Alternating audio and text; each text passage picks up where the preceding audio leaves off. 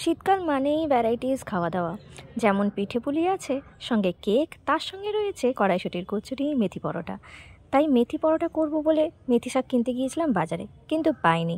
তাই জন্য আবারও অনলাইনে অর্ডার দিয়ে দিলাম। আজকাল তো এই সুবিধাটা রয়েছে।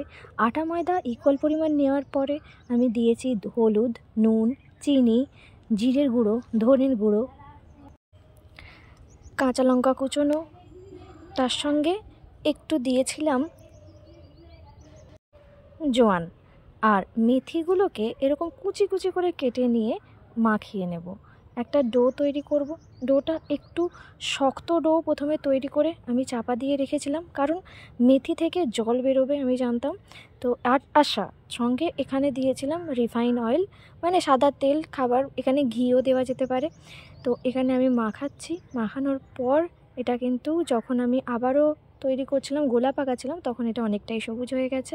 তারপর এটা আমি বেলে নিয়েছি। বেশ কয়েকটা বেলা হয়ে গেছে। এটা রুটির মতনও বেলা যেতে পারে, অথবা পরোটার মতো আমরা বেলতে পারি। আমি বিভিন্ন শেপের করেছিলাম, রুটির মতোও করেছিলাম, লুচির মতোও করেছিলাম, পরোটা শেপেরও করেছিলাম। তারপর এখানে ভাজতে চলে গেছি।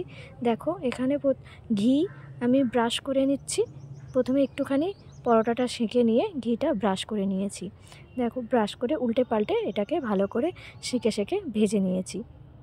এখানে দেখতে পাচ্ছ এইভাবে ভেজে নিয়েছি।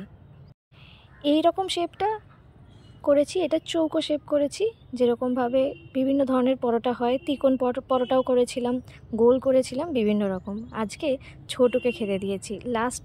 এটা প্রথমবার ছোটুকে দিয়ে টেস্ট করাচ্ছি। দই দিয়েছি, দই দিয়ে ও খাচ্ছে। আমাদের বাড়িতে টেস্ট করার সময় জাস্ট কমেডি চলে। খাবার যতই ভালো হোক সেটাকে প্রথমে তো ভালো বলা যাবেই না।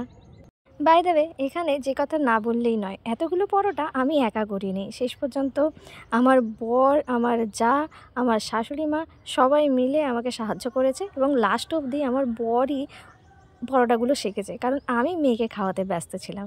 এটা হচ্ছে ছোটুর দেওয়া রিভিউ। এবার নিচ্ছে বেগুন ভাজা দিয়ে বুলটিদার পরোটা।